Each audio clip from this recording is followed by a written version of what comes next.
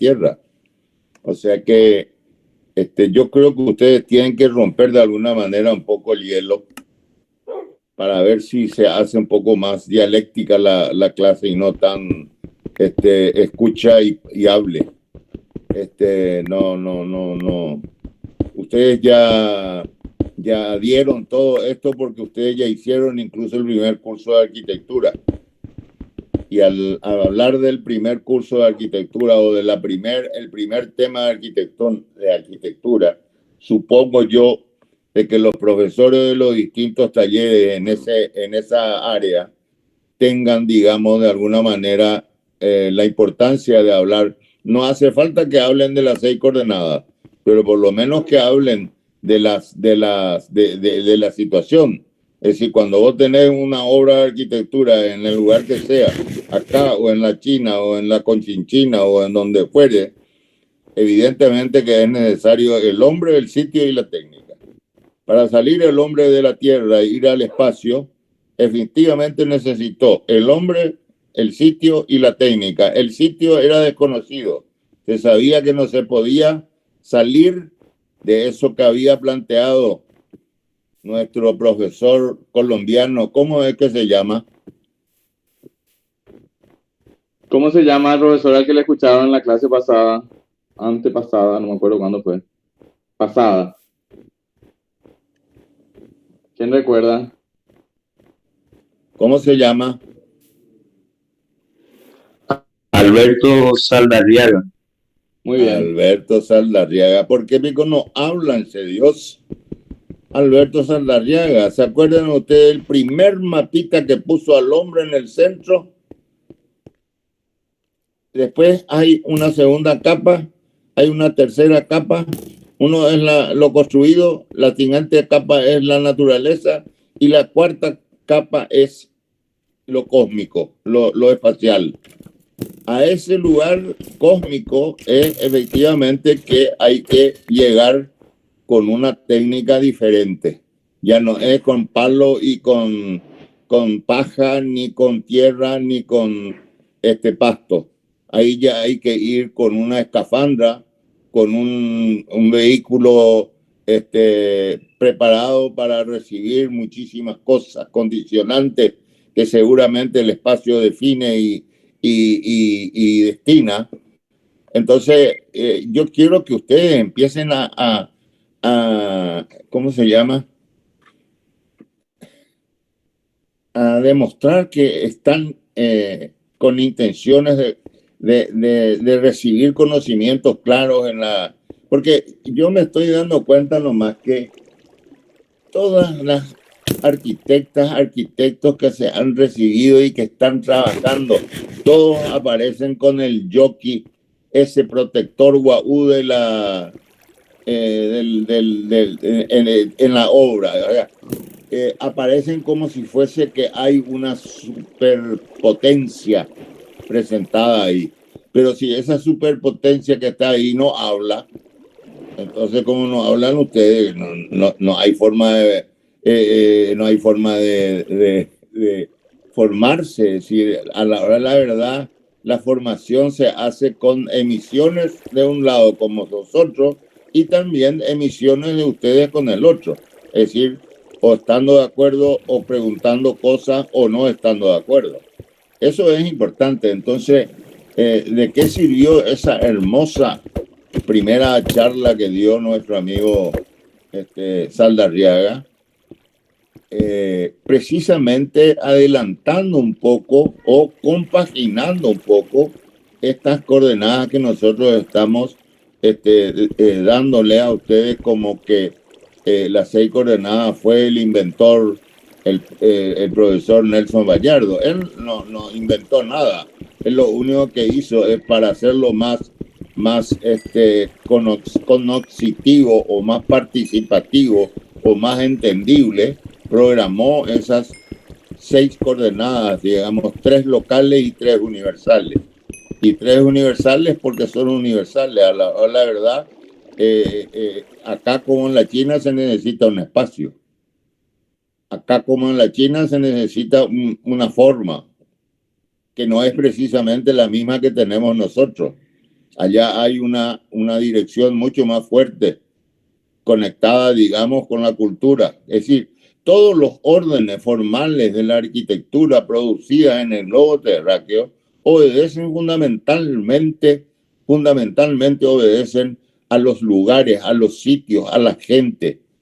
Ese es el verdadero sentido de permanencia que uno puede tener como paraguayo, como argentino, como brasilero, como sea. Es decir, los brasileros en el 60 inventaron esos pilares triangulares y básicamente lo patentizaron, porque a la hora de la verdad, Brasilia era la única ciudad que había puesto esos pilares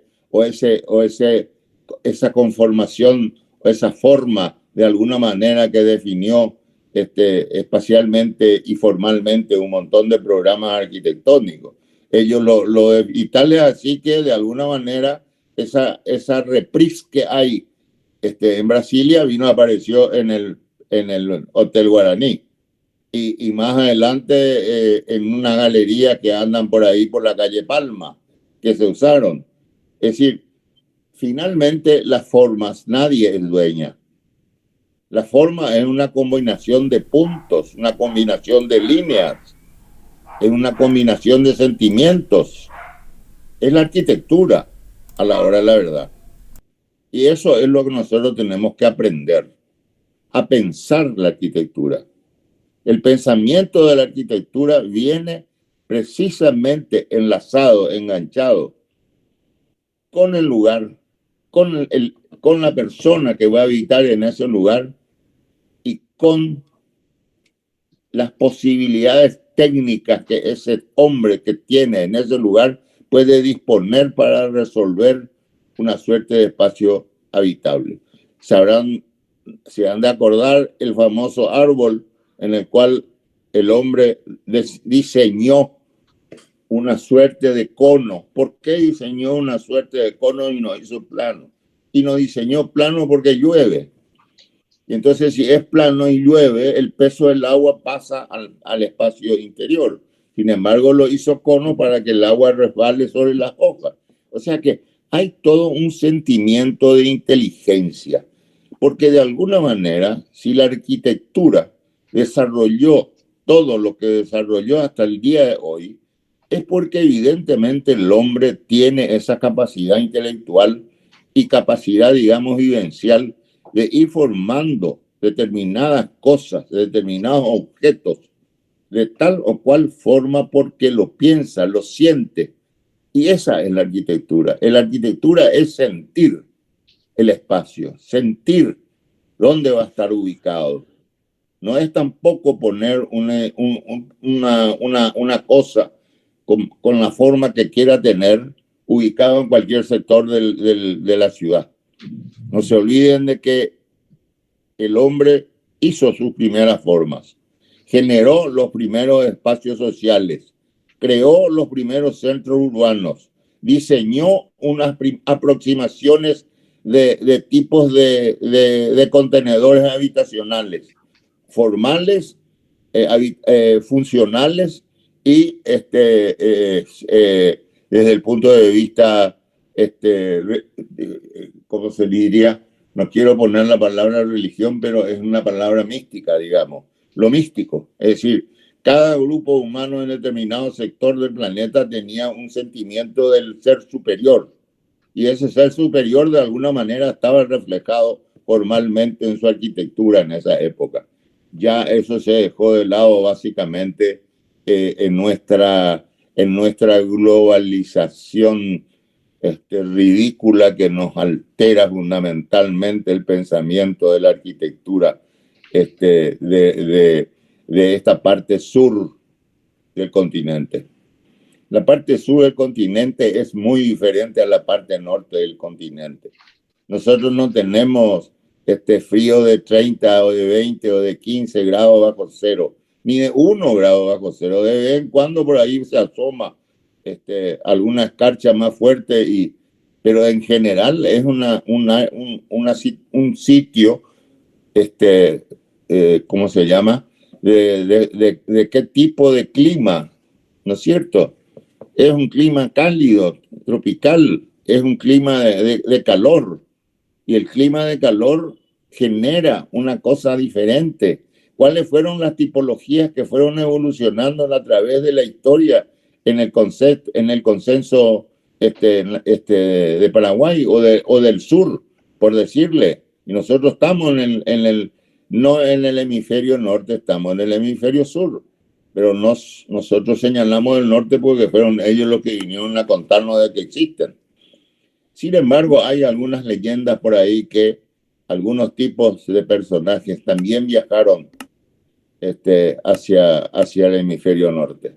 No eran solamente los del norte que vinieron probablemente vinieron a esta parte del sur que éramos gente menos imaginativa. Es decir, el guaraní y todo eso no dejó básicamente ninguna suerte de propiedad formal en su persistencia. Tenían problemas culturales y religiosos que le hacían ir localizándose en distintos lugares a medida que aparecía algún muerto importante de la tribu. Ya dejaban ese lugar y iban a buscar otros sitios. Eso es importante que ustedes entiendan, porque estudiar nomás las coordenadas así por estudiarlas, fantástico. Gallardo lo que hizo fue encontrar un sistema que a él le sea práctico para poder entrar en el proceso de enseñanza de la arquitectura, en la relación profesor-alumno, para que el alumno de alguna manera en el proceso de aprendizaje sepa que hay cosas que son realmente fundamentales encontrar primero, que son las 3 coordenadas locales. Y después hay 3 coordenadas segundas que son universales, que generan de alguna manera la posibilidad de darle la vertiente más importante a la economía, a la función o ¿cuál es la tercera? Plástica. ¿Cuál? La plástica. Bueno, precisamente, la plástica. Entonces, eso es importante que ustedes entiendan, porque a medida que ustedes van desarrollando este conjunto de relaciones con todo lo que le va a decir el profesor José ahora, van a ir entendiendo cómo se ataca un proyecto de arquitectura. Yo estoy precisamente ayer, volví a retarle a mis alumnos del 6º semestre.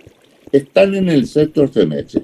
Cambié a pedido de los profesores los temas que habíamos utilizado hacía unos 4 o 5 años atrás, que era la arquitectura de la ciudad precisamente, para entrar en el objeto arquitectónico componente de la ciudad, que es un edificio híbrido, llamémosle híbrido porque tiene distintas funciones, etcétera, etcétera. Y no saben atacar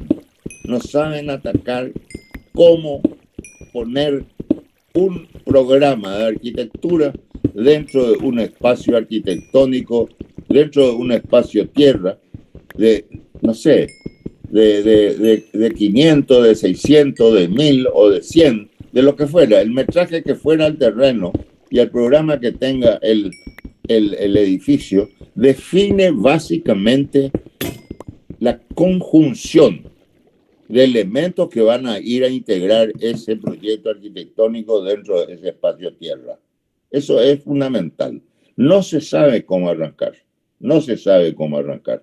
Se tiene la sabiduría de que hay necesidad de estacionamientos, perfecto, y hay también la sabiduría de que los estacionamientos, la estructura más propicia es en cuanto usamos pilares y vigas, es 6x8 o 6 por 7,5, pero 8 es la medida más limpia, que permite que el 6 sea la circulación y el 8 son los elementos que sirven para estacionar los autos. Bueno, ese tipo de cosas no se sabe cómo programar. ¿Por qué? Porque uno cuando tiene un programa de arquitectura sobre un terreno elemental, tiene que saber quién es la persona que va a entrar ahí. En el caso nuestro es Facultad de Arquitectura en un lado y hotel en el otro lado. O sea que son seres vivientes, primero. Segundo, están en un terreno definido, ubicado, bueno, sobre la Avenida España, de tantos metros cuadrados al lado de una obra de permanencia histórica. Es decir, eso no se puede tocar, pero se va a intentar a reconvalidar su función. Y tercero es, ¿cuál es la técnica? ¿Qué vamos a hacer acá? Porque poner un programa de arquitectura en un terreno de 500 metros, así, por así, rápido, ya está definido de que la Facultad de Arquitectura va a tener que tener pisos y el hotel va a tener que tener pisos, sin ninguna duda. Y hay una aportación que exigencia municipal de un porcentaje de área libre, o sea que se reducen las áreas de ubicación. Entonces, esa convalidación de cositas que van conformando el todo, es importantísimo que ustedes empiecen a interpretar ahora que comienzan la facultad. Ya ustedes hicieron un curso de arquitectura. No quiero saber porque yo estoy en contra de este año de arquitectura. Estoy en contra de que arquitectura se dé antes y después entremos nosotros a contarles cómo tenían que haber hecho eso que hicieron. Por lo menos contarle en el momento en que están haciendo.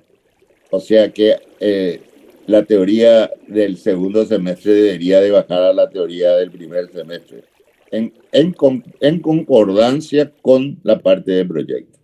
Entonces, por eso que muchas veces nosotros nos enojamos.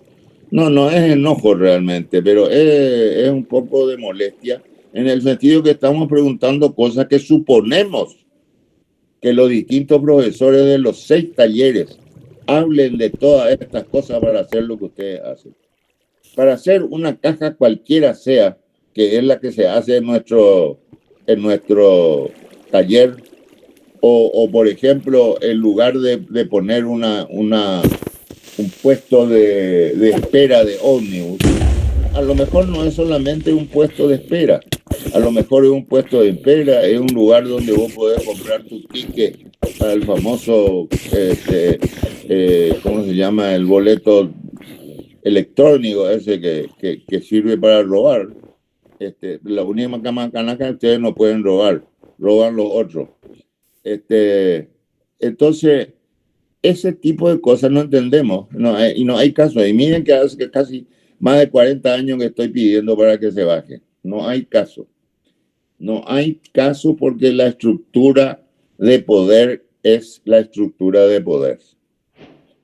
Y yo, como viejo que soy, ya no tengo el poder de lo que podía haber tenido hace 40 años. Pero ni con 40 años, porque 40 años la expectativa que había con los decanos era diferente. Esta relación de hoy es más directa, más conversable. Pero seguramente yo creo que se va a poder lograr, porque es increíblemente increíble. Y después es increíble que en el primer ejercicio de examen que se hizo, las preguntas que se hizo ustedes tienen que saber contestar. ¿Ustedes consideran que contestar una pregunta significa escribir 5 renglones? No sirve.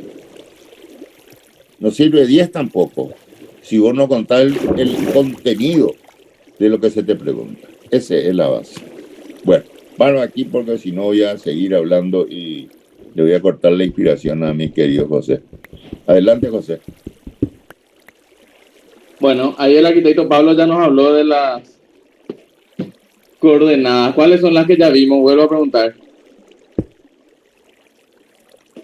¿Quién recuerda?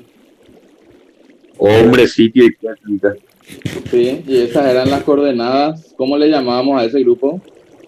Locales. Locales. Coordenadas locales. Muy bien. Bueno, vamos a continuar entonces ahora con las coordenadas del otro grupo, que son las coordenadas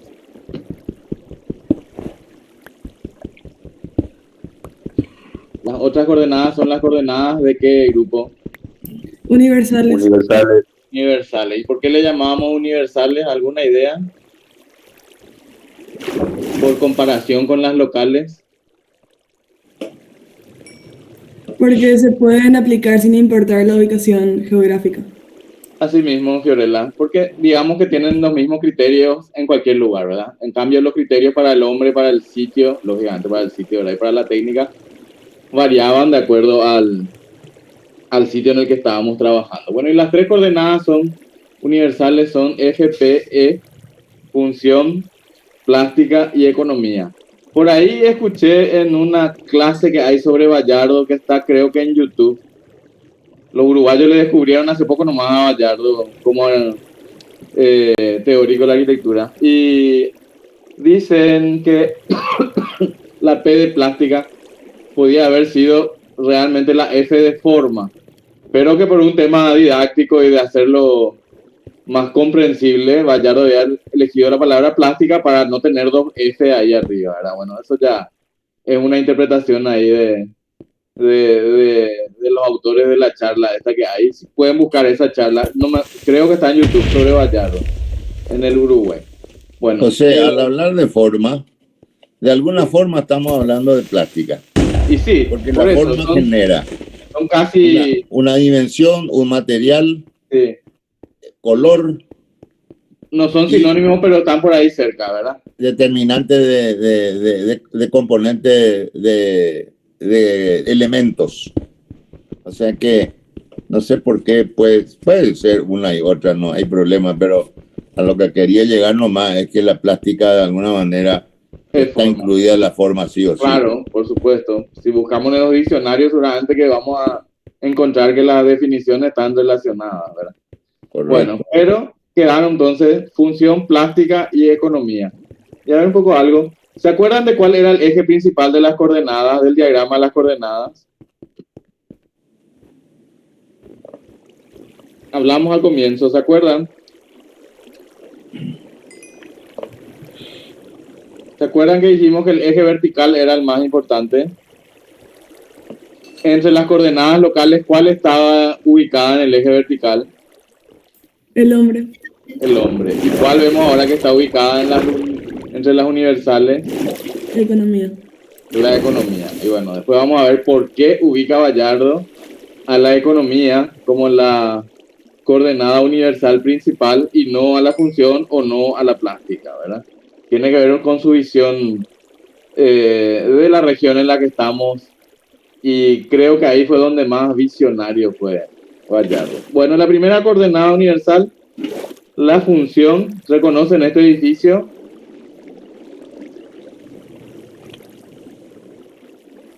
¿Qué estamos viendo? La Bauhaus, creo El que es. edificio de la Bauhaus, así mismo. Bueno, la función, en un periodo anterior a lo que llamamos arquitectura moderna, no había sido un objeto de estudio exhaustivo dentro de la arquitectura. Al proyectar, se proyectaba más partiendo de principios generales de composición y de aquello que habíamos visto con respecto a los órdenes.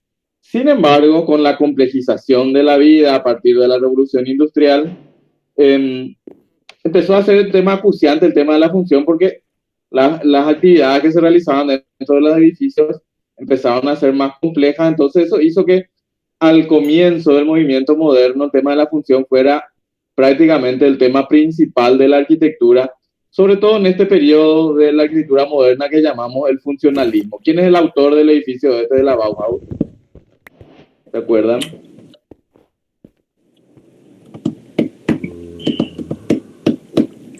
Fiorella, ¿te acordás quién es el autor de la Bauhaus?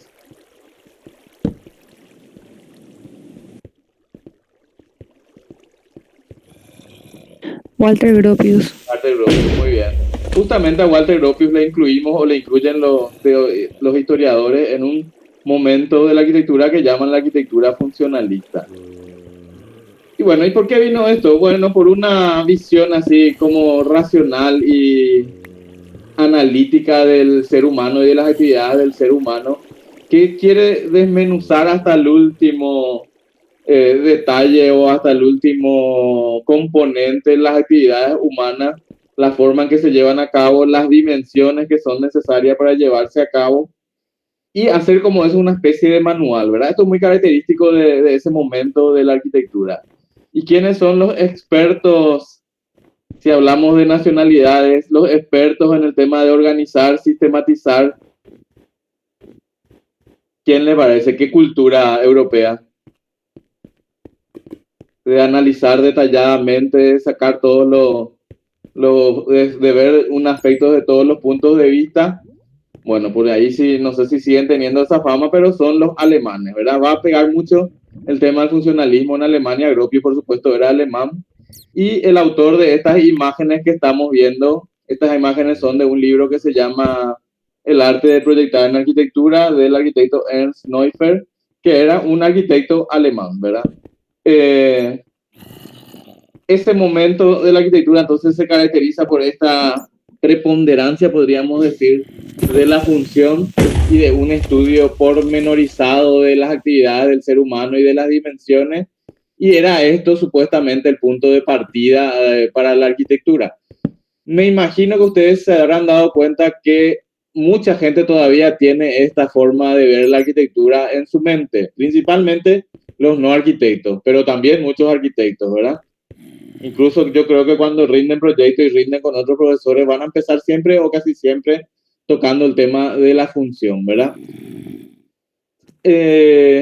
Incluso hoy en día, este proyecto es de 2012, este proyecto es la biblioteca pública de la ciudad de Seattle en los Estados Unidos. El autor es el holandés Rem Koolhaas, probablemente el arquitecto vivo más influyente internacionalmente.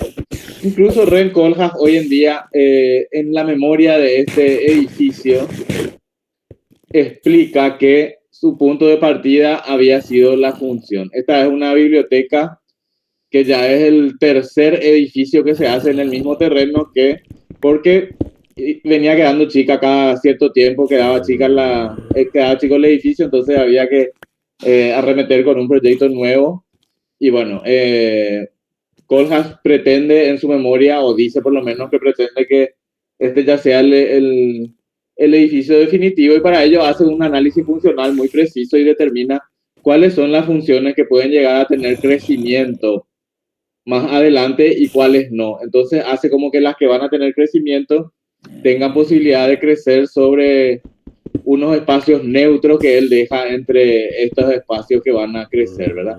Y específicamente en este gráfico, esas posibilidades, las áreas que pueden tener posibilidad de crecimiento son las que están grisadas, ¿verdad? De las cuales la más grande, esta que dice Books, que es el depósito de libros, que lógicamente en una biblioteca, digamos que va a seguir teniendo un crecimiento, por más de que vivamos en tiempos digitales, ¿verdad? Siempre el libro es el depositario primario del conocimiento, ¿verdad? Bueno, Koolhaas afirma que esta biblioteca o el volumen este que vemos aquí es el resultado simplemente de apilar las diferentes funciones y tener en cuenta algunas vistas del terreno, que este terreno que está en el centro de Seattle tiene unas vistas a la bahía sobre la que está Seattle, a una montaña muy alta que está ahí cerca, que es Mount Rainier, etcétera, y que posteriormente a esas funciones que están armadas según sus requerimientos de iluminación y de espacios, después le da la envolvente esta de esa malla de vidrio que vemos ahí romboidal, ¿verdad? Habría que ver si realmente es así como dice Koolhaas, que esto es simplemente una resolución funcional, ¿verdad? Pero él afirma eso en su memoria, ¿verdad? O sea que, además de esta visión un poco inocente del funcionalismo de comienzos del siglo XX, hoy en día sigue siendo un factor primordial dentro de la arquitectura el tema de la función, y lógicamente es así porque finalmente un edificio se hace para satisfacer ciertas necesidades, para acoger ciertas actividades que tienen ciertos requerimientos, ¿verdad? algo muy típico de esta era del funcionalismo es este esquema que vemos aquí abajo, que estoy seguro que habrán hecho en sus clases de proyecto en algún momento, ¿verdad? Que es pintar en colores las zonas de la vivienda. Ahí, por ejemplo, el amarillo, ¿qué les parece que es la zona de? Está luego ahí escrito. Se llega a ver, vamos a agrandar un poco.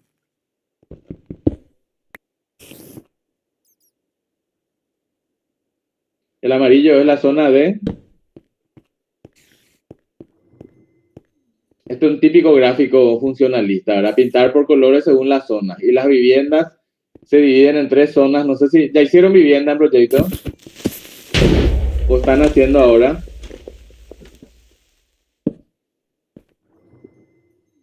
¿No?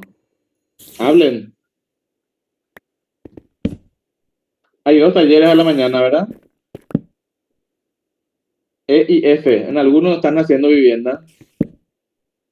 En el E lo dudo. En el taller no. En el E lo dudo, sí. Y en el F, bueno, una típica forma de abordar la vivienda desde un punto de vista funcionalista es dividirla en sus 3 sectores. ¿Cuáles le parecen a ustedes que son los 3 sectores de una vivienda? De la vivienda todos tenemos la experiencia de vida, ¿verdad? Podemos imaginarnos de qué 3 sectores estamos hablando. ¿Ninguna idea?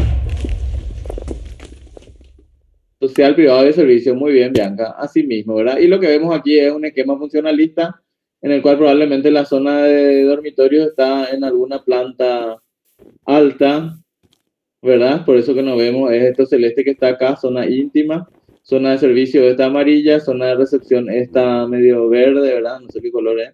Y están diagramados ahí los esquemas de circulación. Esta era la típica forma de ver la arquitectura en ese momento de la historia de la arquitectura, que era el momento del funcionalismo.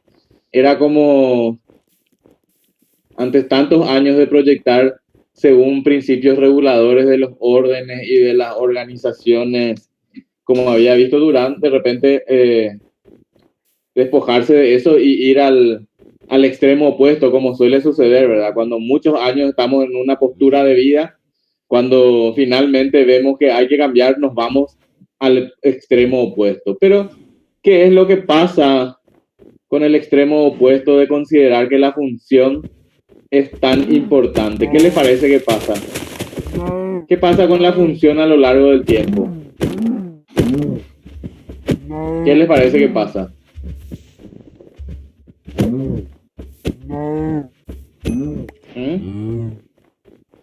Profe, ¿la función puede variar con respecto al tiempo? Así mismo, la función varía y a veces hasta queda obsoleta. ¿Y qué pasa con los edificios? ¿Duran más o menos así que las funciones?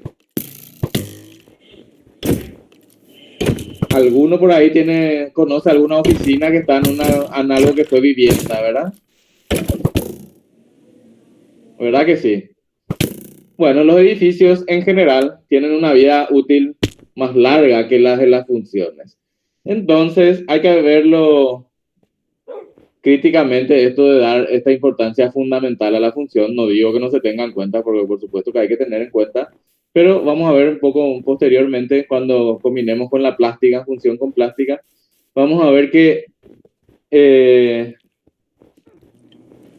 hay que ver la función desde un punto de vista un poco generalizar, dividir en tipos de actividades, que es lo que hace un maestro de la arquitectura moderna como es Louis Kahn, entre actividades de servicio y actividades servidas, entre espacios servidos, espacios sirvientes, y no tanto determinar específicamente cada espacio para una única función, porque lo más probable es que en poco tiempo, en un tiempo más o menos largo, nuestro edificio va a quedar obsoleto. Bueno, en el caso de esta biblioteca de Seattle, bueno, veremos. Se supone que la biblioteca como institución va a permanecer todavía en el tiempo. Funcionalmente, veremos cuánto tiempo más sigue siendo útil este esquema, ¿verdad? De Ren Koolhaas, por más de que él pretende ser visionario siempre en su arquitectura, ¿verdad? Bueno, y la definición de funcionalidad que da Bayardo, que creo que todos sabemos, ¿verdad?, a qué se refiere, a la forma de utilizar los espacios y a las conexiones que necesitamos entre espacios para poder utilizarlos, ¿verdad? No es lógico, por ejemplo, que en una vivienda para irme del dormitorio al baño yo pase por la cocina, ¿verdad? Ese es un aspecto de la función, las conexiones entre los espacios. Y no es lógico que el dormitorio, por ejemplo, no tenga iluminación o ventilación naturales, ¿verdad? La otra condición de la función, las cualidades físicas de los espacios.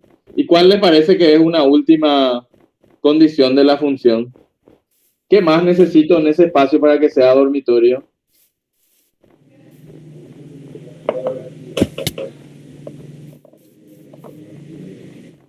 ¿Qué aspecto de la arquitectura es tan relevante con respecto a la función?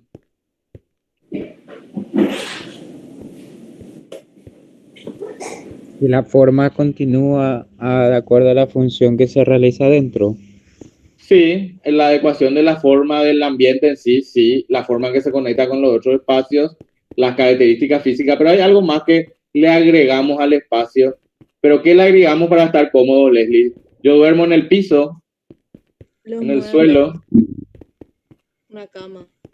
la cama, o sea, el equipamiento. El último aspecto de la función es el tema del equipamiento, porque prácticamente todas las funciones necesitan de un cierto equipamiento específico, ¿verdad? En el dormitorio la cama, el ropero para la ropa, ¿verdad? En el comedor la mesa, la silla, que es nuestra costumbre de comer a la mesa, ¿verdad? Por ahí hay países orientales que comen en el suelo con unas mesas bajitas, ¿verdad? Entonces esos son los tres aspectos de la función. Vallardo va a insistir en el tema de los movimientos y esta es su definición que les puse aquí textualmente, ¿verdad? Funcionalidad, dice, la eficacia en la ordenación del edificio atendiendo a los movimientos humanos de modo que resulten lo más económicos y libres de interferencia. Vallardo, por su formación seguramente racionalista clásica, podemos decir ya hoy en día, estaba más atento al tema de las comunicaciones entre los espacios, el movimiento de las personas. Y nos habla de repente de estos otros dos temas de los que le hablé yo, del equipamiento y de las condiciones físicas del espacio, que sí va a hablar Saldarriaga, por ejemplo, en habitabilidad ahora cuando lean el material, ¿verdad? Funcionalidad, entonces, eficacia en la ordenación del edificio atendiendo a los movimientos humanos de modo que resulten lo más económicos y libres de interferencia. Esta visión de la función que tiene Vallardo es como muy mecanicista, ¿verdad? Muy relacionada con los movimientos. Bueno,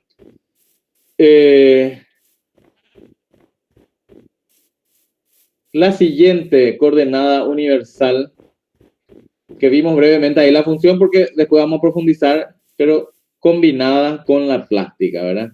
La plástica, como ya habló ahí el arquitecto Ruggiero, es la forma, el aspecto, la resolución tridimensional, digamos, de un edificio que lógicamente es necesaria, es inevitable, ¿verdad? Si yo preparo algo para proteger al ser humano en la realización de sus actividades, lógicamente ese algo va a tener una manifestación material tridimensional, ¿verdad? Y ahí está la plástica. Y aquí es que se encuentra Vallardo. ¿Se acuerdan cuando hablamos de las deformaciones que él encontraba en la arquitectura? ¿Se acuerdan de la primera clase?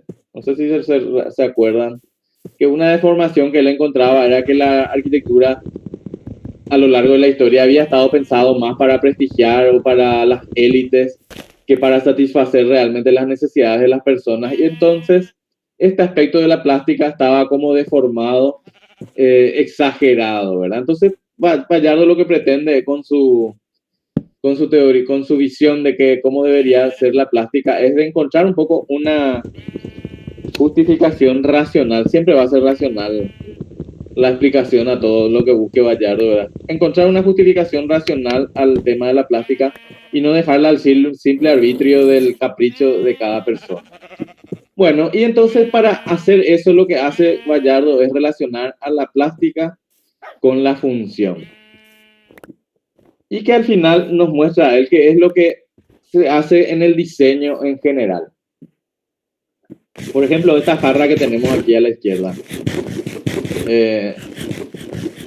¿Por qué les parece que tiene esta forma abombada acá, hacia la parte de abajo? ¿Qué les dice el sentido común? ¿Por qué es más ancha abajo? ¿Qué le va a dar a la jarra eso? Volumen. Capacidad, ¿verdad? De contener. ¿Y qué más? ¿Por qué hacia abajo y no hacia arriba, por ejemplo? Hay algo ahí de sentido común. Equilibrio. Equilibrio, claro. Al poner la mayor parte del peso, estabilidad, muy bien, Bianca. Al llevar el peso del mayor volumen de agua hacia abajo, está bajando el centro de gravedad, por lo tanto le da estabilidad. ¿Por qué le hace esta asa acá, esta manija?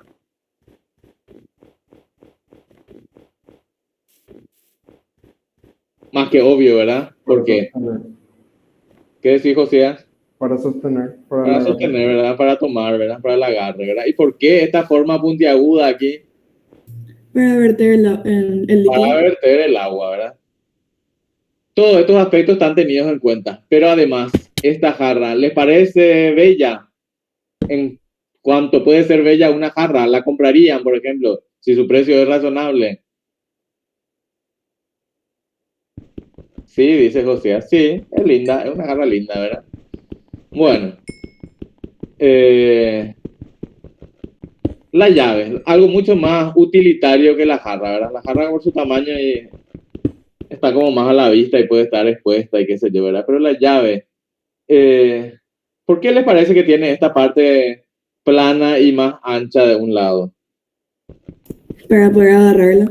Para poder tomar la llave, ¿verdad? Y la otra parte es una parte simplemente funcional, que es la que entra y encaja dentro de la cerradura, ¿verdad? Entonces Vallardo encuentra que, no encuentra él, realmente es toda una visión de la arquitectura y del diseño, ¿verdad? De que la plástica no debería ser una forma caprichosa, sino que debe estar relacionada con la función o el uso que va a tener algún objeto.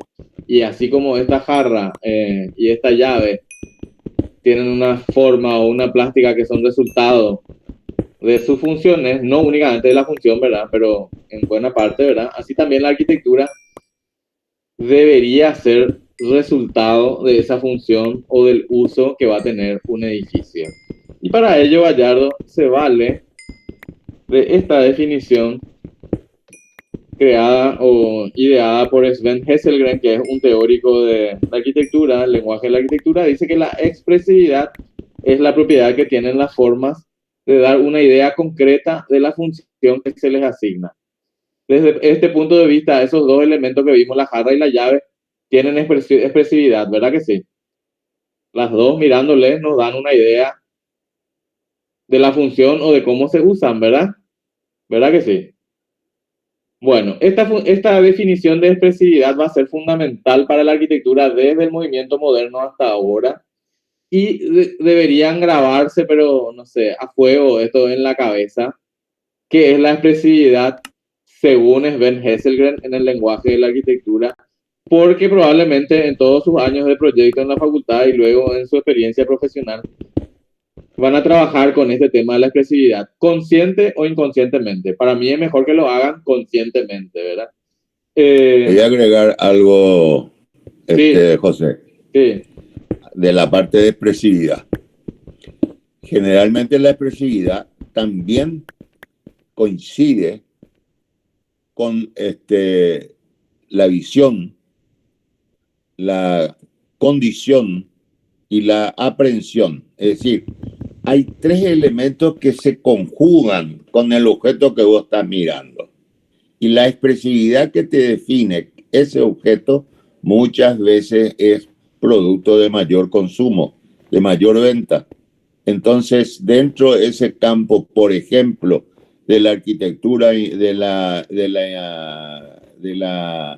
ingeniería industrial o de la parte de, ¿cómo se llama?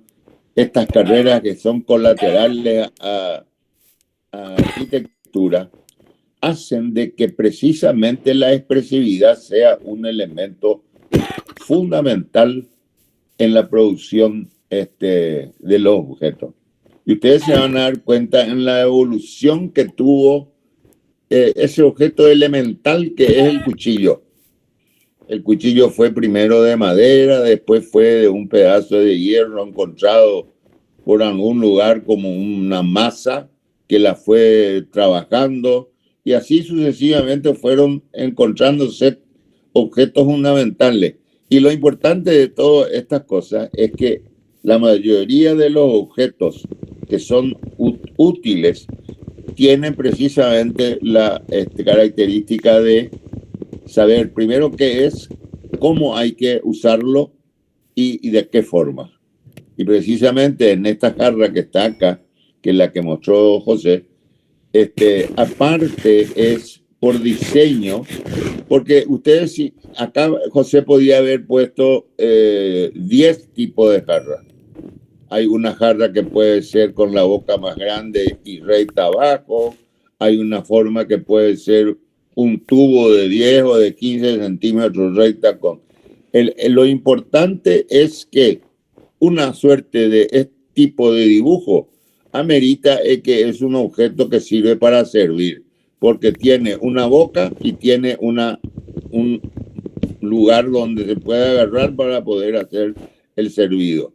Entonces, en algunos casos no tiene el servido, y ese muchas veces hace de que no funcione desde el punto de vista del uso permanente. Tiene su condicionante de cómo volcar precisamente el contenido para que ese contenido no chorree.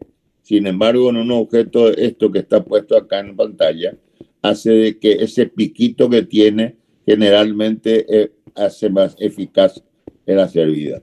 Entonces ustedes se van a dar cuenta que este tipo, que todas las formas de alguna manera, no sé quién le fue a poner los nombres a las cosas, no sé, pero ustedes, esta jarra, por ejemplo, ustedes van a comenzar una obra cualquiera de arquitectura, y lo primero que hace el personal que no trae jarra del caño de 4 pulgadas de desagüe, corta, le pone la tapa abajo, le hace el pico para servir, y le pone una agarradera de hierro, y le hace y forma la famosa jarra de obra, como le llamamos siempre. Y esa jarra de obra puede ser jarra, puede ser vaso, puede ser el objeto que quiera. De ahí se sale. Entonces, ¿ves? Este ya es otro elemento. Este ya no tiene asa, tiene seguramente el tamaño del objeto es posiblemente razonable al uso de la mano, al agarrar la mano. Ahora, el problema del tener o no tener el elemento de agarre hace que muchas veces el objeto que está en la ladera o que sale de un lugar donde hay frío y sale afuera, se empaña, y eso muchas veces hace de que no se pueda servir, se quiera escapar de la mano. Entonces, la racionalidad también entra en juego en el futuro de la definición, digamos, de los elementos útiles. Váyase a entender. La misma cosa pasa con la arquitectura. Es decir, cuando uno va a definir una forma en la arquitectura, la forma tiene que tener alguna razón amigable con el ser que va a vivir adentro. ¿No es cierto? Entonces, ahí están las disputas después de que si es bueno o no es bueno. Ya entramos en un campo bastante sutil que no nos interesa a nosotros en este momento. A nosotros en este momento nos interesa saber cómo se dan las cosas, por qué se dan las cosas y de qué forma se dan las cosas.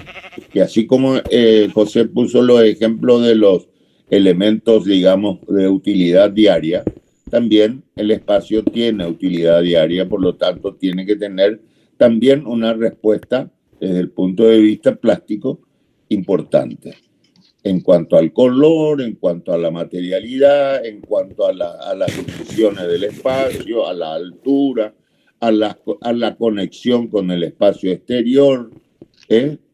Todo eso amerita a que ese lugar usado, definido funcionalmente, tenga mayor y mejor aprehensión. ¿Sí, José? Bueno, ahí justamente hizo el arquitecto Ruggiero el comentario, ¿verdad? A veces dejamos de lado el tema de la utilidad. Por ejemplo, esta jarra muy pura, con una forma así muy como perfecta, pero le falta el asa, ¿verdad? Entonces probablemente tenga problemas a la hora de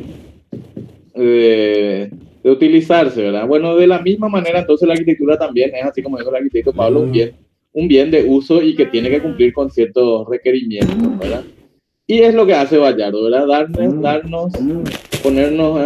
Hacernos pisar tierra un poco los arquitectos, que la arquitectura no está fuera, digamos, de la clasificación de los bienes de uso y que por lo tanto tiene que responder a ese uso, ¿verdad?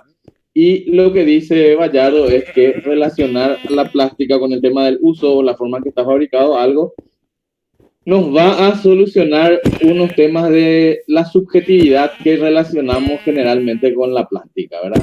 La plástica en arquitectura, dice Vallardo, no es un tema subjetivo, no es que cada uno pueda hacer un plato volador, un ovni o lo que sea. Es así mismo, Leslie, ¿verdad? A veces disolvamos la función y nos enfocamos en lo estético y en lo bello, y la función que era medio algo básico, el punto de partida, no queda satisfecha, por ejemplo, ¿verdad? Como siempre, vamos a seguirle también a Aristóteles, que siempre nos habla del justo medio de las cosas, ¿verdad? Ni ser tan obsesivo con el tema de la función, porque como vimos ya antes, las funciones varían, cambian, quedan obsoletas, ni tampoco ir al otro extremo de solamente diseñar algo bello según nosotros, ¿verdad? Porque la belleza siempre hasta cierto grado subjetiva y que no sirva para la función para la cual nos pidieron ese algo, ¿verdad? Este concepto de expresividad que se les tiene que quedar grabado en la mente, que tienen que no relacionar con expresividad en su significado común, que es otra cosa, ¿verdad? Y que muchas veces en el examen cuando preguntamos qué es expresividad nos salen con el significado común. Tienen que recordar este significado de expresividad para arquitectura, ¿verdad? Propiedad que tienen las formas de dar una idea concreta de la función que se les asigna. Y para Vallardo, la expresividad es una virtud para la arquitectura y debe tener expresividad una obra de arquitectura. Bueno, podemos dar un ejemplo aquí de cómo a veces se desvían los diseñadores, ¿verdad? Tenemos aquí a la vista dos juegos de griferías, a la izquierda uno más antiguo, clásico, y a la derecha uno contemporáneo. El que está ahí a la izquierda, ese clásico, con la forma de las crucetas. ¿Por qué les parece a ustedes que adquiere esa forma de las crucetas la grifería clásica, la típica grifería? Para meter los dedos ahí. Claro, por el tema de que eso hay que hacer girar y que al ponerle las crucetas, bueno, ahí encastro los dedos, podemos decir, y el tema también de que el momento, ¿verdad? Al alejarse del punto del centro de apoyo, es más fácil o con menos fuerza yo puedo hacer girar esto. ¿Y por qué les parece que todas las formas de esa grifería son curvas? No vemos ángulos en esa grifería clásica, ¿verdad? Prácticamente. ¿Por qué les parece? ¿Por qué no hay aristas? Para que no sea peligroso, puede ser. Sí, para que sea cómodo, ¿verdad? Que no te lastime de repente, porque puede llegar una arista a lastimarte, qué sé yo, haces un mal movimiento. Bueno, también este diseño se debe a otras razones. Ustedes saben que las griferías son hechas de bronce con un baño cromado, que es el que está a la vista, ¿verdad? La característica esta del cromo, de este baño cromado, es que no se oxida y que mantiene su brillo prácticamente sin ningún cuidado, ¿verdad? Tenemos la experiencia de eso, ¿verdad? Pero ¿qué pasa con el baño cromado? El baño cromado, que se puede hacer de varias formas. La típica de la grifería es sumergir las piezas de bronce en cromo, el baño en caliente que le dicen, ¿verdad? En el cromo derretido, en cromo líquido, ¿verdad? Resulta que el cromo se agarra mejor, o como cualquier revestimiento, a las formas curvas, y donde hubiere aristas, el revestimiento del cromo va a tener una menor durabilidad, o hay que hacer algún sistema como más sofisticado que no existía antes, ¿verdad? Para revestir las griferías de bronce. Bueno, ¿qué pasa? Que con tanto marketing, tanta competencia en el tema de las griferías, como todas las cosas del sistema económico en el que vivimos, aparecen modelos como este que está acá, muy parecido a la grifería FB Allegro, que es una que se usa bastante, ¿verdad? Aquí en nuestro país, digo, ¿verdad? Bastante utilizada. ¿Qué características tiene esta FB Allegro? Que como la onda esta de hacer, qué sé yo, minimalista, formas puras, etcétera, dejó de lado la cruceta y también le agrega unas aristas, o sea, unas formas rectas también, ¿verdad? ¿Cómo les parece que es con respecto al uso esta grifería Allegro con respecto a la anterior?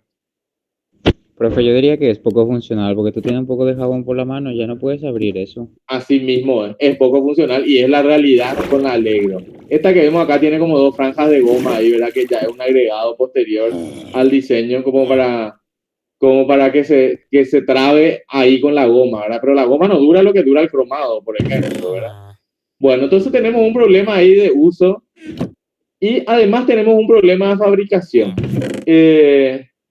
Como les dije, ¿verdad? El baño cromado resiste bien en las formas curvas, pero si vamos a hacerle formas rectas hay que usar una tecnología diferente y termina siendo más cara la grifería, ¿verdad? Lo mismo para el bronce, incluso el bronce que hay que moldear para después revestir con cromo. También es más complicado cuando tenemos que hacer con formas rectas, porque ustedes saben que las formas curvas es como que tienen más resistencia, ¿verdad? Por eso el huevo, por ejemplo, tan resistente, a pesar de lo frágil que puede hacer su cáscara, es por su forma curva, ¿verdad? Porque la forma curva como que transmite los esfuerzos, ¿verdad? En cambio, las formas rectas a las aristas no transmiten y se quiebran más fácilmente, ¿verdad?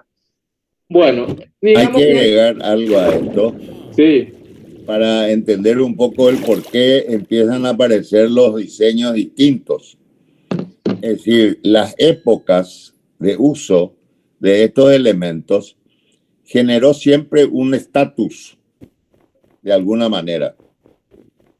Estas cosas, ustedes, si ustedes ven en la Edad Media, las canillas eran lo más elemental posible. Acá, incluso hasta si se quiere no había canilla. Pero a medida que fue avanzando el tema, empezó a generarse la forma. Y esta clásica estuvo mucho tiempo en cuestión. En la realeza y en la época de los reyes y de los príncipes y todo ello, la clásica era la más común de todas las. Y a medida que eso se fue generando y a medida que se fue generando también las clases sociales fueron apuntando a sectores mucho más fuertes que otros, empezó la necesidad de que eso ya era medio vulgar. A la gente ya no le gustaba eso porque tenía todo el mundo, entre comillas. así mismo, un tema de estatus. Entonces la industria misma empezó a generar cosas diferentes. Si ustedes se van a dar cuenta ahora cuando vayan a comenzar a estar en contacto con todos estos instrumentos de la construcción, se van a dar cuenta que hay por lo menos unas 20 o 30 tipos de grifería y cada marca tiene una grifería con un toque distinto. Algunas son de oro, otras son de bronce pulida, otras son de acero inoxidable y las otras son las que son de bronce con el baño formado, el que le da el plateado completo, ¿no es cierto? Pero es interesante entender de que la clasificación formal o plástica de todos estos instrumentos es producto del consumo, básicamente. A medida que la industria fue generando nuevos modelos, nuevas cosas, el consumo se fue generando de otra manera. Cuando hay más campo de elección, hay más campo de compra y de comprensión. Entonces, interesante que ustedes también manejen. Te dan cuenta, acá tienen otro tipo. Y algunas de ellas son totalmente argeles para manejar, ¿eh? Así mismo. El tema es que lo que dice el arquitecto de diferenciarse de otros, entonces se pone de moda, podemos decir, ¿verdad? Y aparte de ser difíciles de usar, son más difíciles de fabricar. Entonces los precios por las nubes, este modelo que es todo de líneas rectas. La misma razón aparece con los artefactos sanitarios, ¿eh? Así mismo, la misma con los artefactos, ¿verdad? Ahí está. El de la derecha, que es el clásico, responde un poco a la funcionalidad, ¿verdad? A no tener formas rectas porque pueden lastimar, porque si hay ángulos es más difícil limpiar, ¿verdad? Y además, como esto se hace de losa vitrificada, la losa funciona bien con las formas curvas, ¿verdad? Funciona bien a la compresión con las formas curvas. Por las necesidades de la que habló el arquitecto, de diferenciar productos, porque la gente quiere ser diferente, o por las modas o lo que sea, aparecen estos acá estos modelos de la izquierda, ¿verdad? Este es el Cubic, creo que se llama, este inodoro de Deca. Cada marca tiene una muesca Sí, cada una con su modelo, para su nombre, hacerla etcétera. distinta. El uso, bueno, ya me dirán si llegan a usar qué tal, esto si es cómodo, menos cómodo, más cómodo. Sí, les comento que la fabricación es mucho más complicada con la losa, hacer formas rectas, y el precio de un Cubic, de un inodoro Cubic, creo que es como 8 veces el de un Ravenna, que es el curvo clásico de Deca. Estoy hablando de Deca, que es una de las marcas que más, de losa sanitaria que más utilizamos, ¿verdad? Ahí la profesora Amanda dice que se está empleando tonos simulando dorado, bronce y negro. Los artefactos o la grifería. Buenas tardes. Sí, Hola, Amanda. ¿qué tal, profe? Sí, la grifería. Estuvimos Sí, en un sí. debate hace poco tiempo de que estaban pidiendo muchísimo y estaba así, los precios altísimos y estaban pidiendo muchísimo en eso, que uno decía, no sé, dentro del, no sé, del diseño de interiores quedaba muy, no sé, muchos arquitectos se estaban resistiendo, pero los clientes estaban con que solamente eso querían. Sí, vi canillas rojas, me pidieron en una cocina, Sí, qué sé yo. también. Bueno, hay que ver qué tal la duración de eso, porque el cromado tiene la ventaja de que es muy durable, ¿verdad? Y esos colores no sé qué tal. Bueno, veremos. Entonces lo que nos invita a Vallardo es a que consideremos la arquitectura como un bien de uso y que tengamos en cuenta, cuando pensamos en la forma o en la plástica, tengamos en cuenta el uso, la forma en que se va a usar el edificio, y algo que medio yo le agrego, también la forma en que se va a construir o fabricar sería, ¿verdad? Las propiedades de los materiales que se van a usar para fabricar el edificio, entre comillas, ¿verdad? Además de eso, hay otros aspectos a tener en cuenta con respecto a la plástica, y es como una especie de lenguaje universal que hay con respecto a las formas. Y esto es algo científico estudiado en la psicología de la percepción sobre todo, ¿verdad? Esto que vemos acá es algo como histórico, ¿verdad? La arquitectura clásica de la izquierda, el pórtico con las columnas, el entablamento y el frontón, es como que nos indica acceso, ¿verdad? Y no es tan solo el tema de las columnas clásicas o de los órdenes clásicos lo que nos indica acceso, sino que es el tema de una protección que sobresalga, es la que nos está a todos indicando de que por allí se accede, por ejemplo, a un edificio. Entonces nos invita Vallardo a que usemos la plástica en ese sentido, usando las convenciones o la percepción natural que tenemos de la forma. Estos dos elementos acá arquitectónicos son equivalentes, ¿verdad? O sea, los dos son accesos. Se lee que los dos son accesos por más de que el lenguaje utilizado en ellos sea completamente diferente. El clásico en la izquierda y un lenguaje contemporáneo acá en la derecha, ¿verdad? Un espacio recedido o retrocedido con respecto a la fachada también se lee como acceso, ¿verdad? Naturalmente, sin que uno tenga que indicar o señalizar o evidenciar demasiado, ¿verdad? Y es como vemos aquí en en el edificio este de arriba a la izquierda. Hay entonces como un lenguaje o una lógica de las formas, ¿verdad? Y dice Vallardo que esa lógica de las formas tiende más, dice, es el juicio arquitectónico, dice él, que tiende más a la lógica que a la estética, más a la comprensión que al sentimiento. Y nos invita también a Vallardo a trabajar con esto, a que las formas en arquitectura estén más relacionadas con la lógica del edificio, más relacionadas con que se comprenda el edificio que con una simple visión plástica del edificio, ¿verdad? Es una insistencia de Vallardo en utilizar estos conceptos de los cuales habla Sven Hesselgren en su librito, este lenguaje de la arquitectura. En algunos talleres se usaba este librito en el primer semestre. No sé si por ahí alguno de ustedes ya leyó, ¿verdad? Si no, le invito a que lean un libro cortito, ¿verdad? A ver, ¿qué dijeron? ¿Qué decís, Blanca? Bianca, ¿levantaste la mano o fue sin querer? No, además, esto que está mostrando el profesor está dando, aparte de una mejor formulación, digamos, desde el punto de vista formal, es también una formulación jerárquica. O sea, está, y ahí va la segunda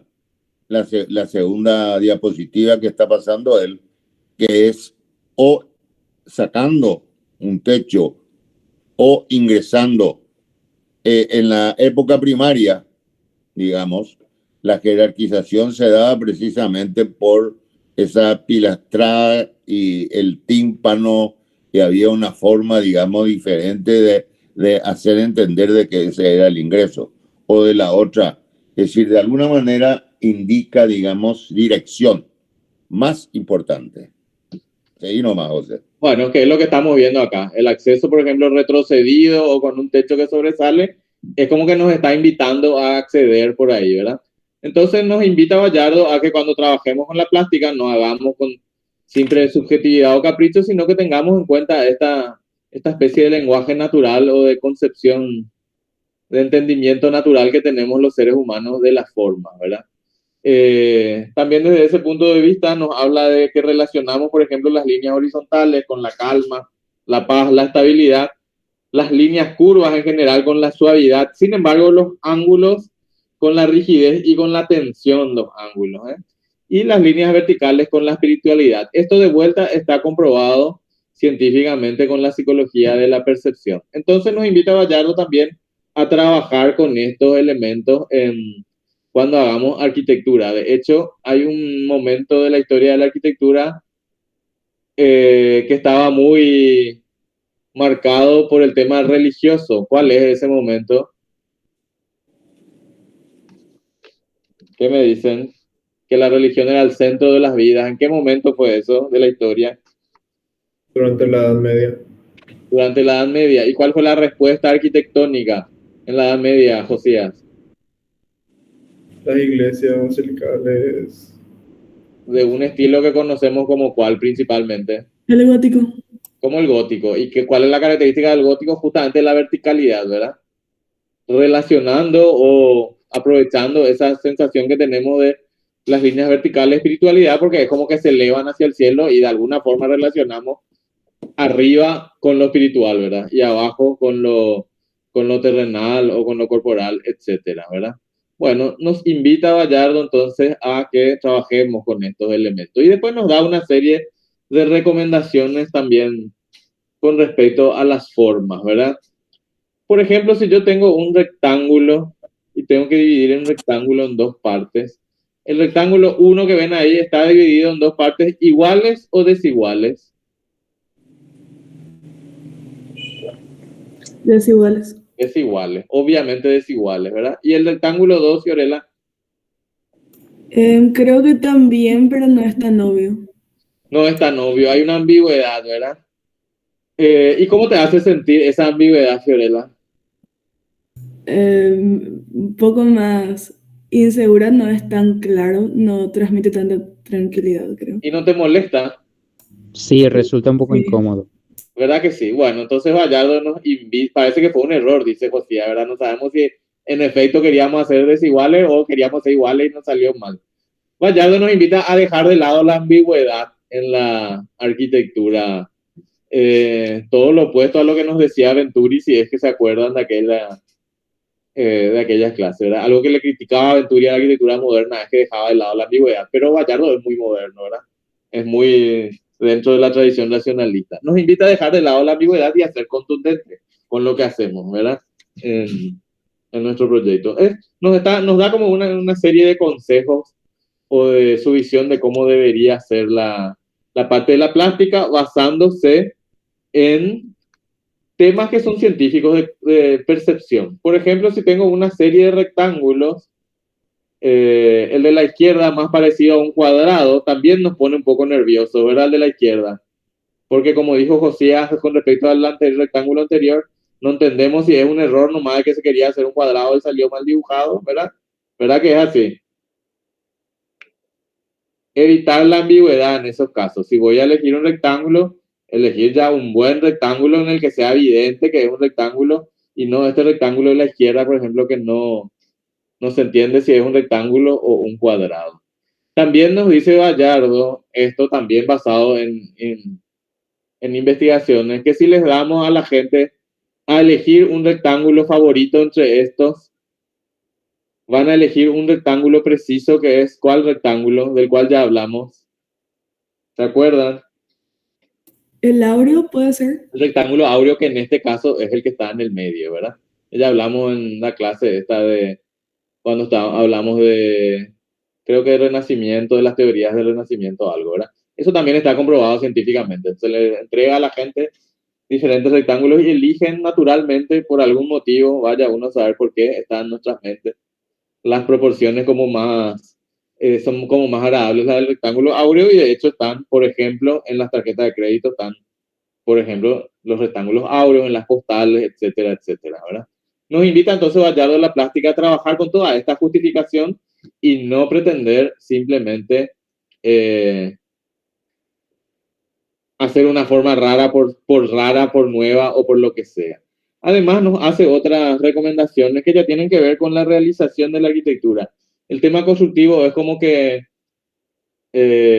tiene su peso, bastante peso, en la resolución de un proyecto de arquitectura, ¿verdad? Por ejemplo, nos dice él que si tuviera que proyectar una vivienda mínima con la normativa montevideana de alturas mínimas, él haría, o sea, el proyecto que nos saldría sería esta viviendita, entre comillas, ¿verdad? Donde el espacio este de la izquierda sería el estar comedor, este que está aquí abajo, la cocina, el baño y el dormitorio. Y si yo quiero hacer una vivienda mínima, bueno, por economía les voy a dar las alturas mínimas que me dice la normativa: 260 para estar y dormitorio, 240 para la cocina y 220 para el baño. Pero nos dice Gallardo, ¿es satisfactorio el resultado formal de esto? ¿Qué les parece a ustedes? Una vivienda pequeña, darle 3 alturas diferentes de techo, ¿qué les parece? ¿Es satisfactorio formalmente? No, ¿verdad, Fiorella? No es satisfactorio, es como que estamos cargando de cosas algo pequeño y entonces la lectura es confusa. Y además hay otro tema.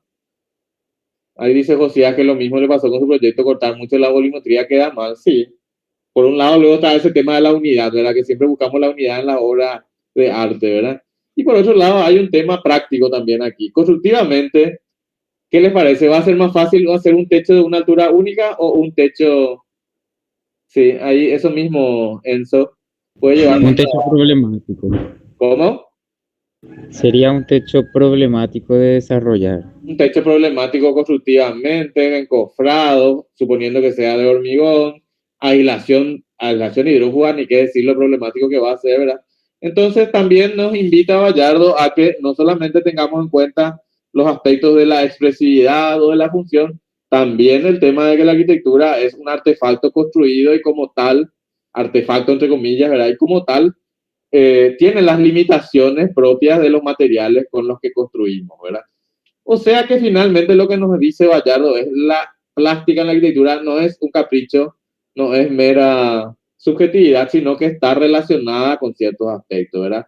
Con la función del edificio, con la forma en que se va a usar el edificio, con la forma en que ese edificio se va a construir, ¿verdad? Y además con unos ciertos temas culturales, por ejemplo, que ya vimos cuando hablamos del hombre, ¿verdad? Como el centro de la arquitectura, ¿verdad? Bueno, da también más consejos de cómo proyectar, ¿verdad? Por ejemplo, dice que si tenemos que proyectar un polideportivo en el cual tenemos 2 funciones, ¿verdad? La función 1 que sería la cancha y la función 2, voy a ir medio rápido ya porque nos falta todavía una buena parte, la función 2 que sería, que es el apoyo a una cancha polideportiva, que incluiría ¿Vestuarios? ¿Gradería? varios depósitos, sí. Bueno, Una solución, así digamos la más básica, sería techar todo, dejarle a un costado todo el apoyo de ese F2 y techar todo con un mismo techo. ¿Les satisface esto? ¿Cómo se van a sentir dentro de esa cancha con la cumbrera que no coincide con el eje de la cancha, por ejemplo? ¿Va a ser cómodo eso? ¿Qué les parece? Incómodo. No, ¿verdad? A los top, ¿qué les parece? Incomodísimo va a ser, ¿verdad? Y además la función 2 tiene una altura que no necesita. La cancha necesita una altura mínima de 9 metros, ¿verdad? Que es lo que dice la normativa, pero un vestuario no necesita 9 metros, ¿verdad? Entonces esta no es una solución satisfactoria. Probamos otra solución, ¿verdad? En este caso, independizamos los techos, que en este caso sí se justificaría independizar los techos, ¿verdad? Porque la superficie es más grande, más volumen, digamos, ¿verdad? Y le damos un techo, una caída a la función 1 y un techito plano acá a la función 2. ¿Es más satisfactorio que el anterior?